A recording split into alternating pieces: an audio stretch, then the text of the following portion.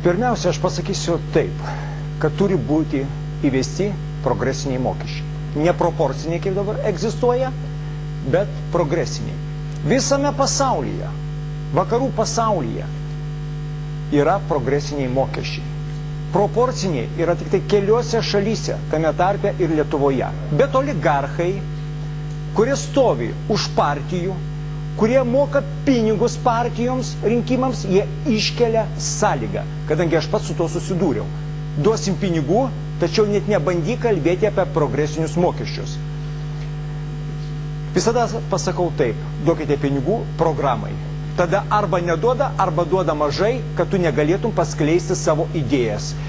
Amerikoje progresiniai mokesčiai, Vokietijoje progresiniai mokesčiai, aš jau nekalbu apie Skandinaviją. Tačiau ras šimtus argumentų, kad jų neįvesti, nes oligarchų skupumui, šykštumui lietuviškai išnekant, nėra ribų.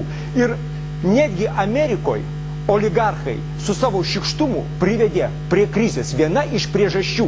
Tai mes skaitėme Lietuvos ryto priede, rytai, vakarai. Prašau, paskaitykit.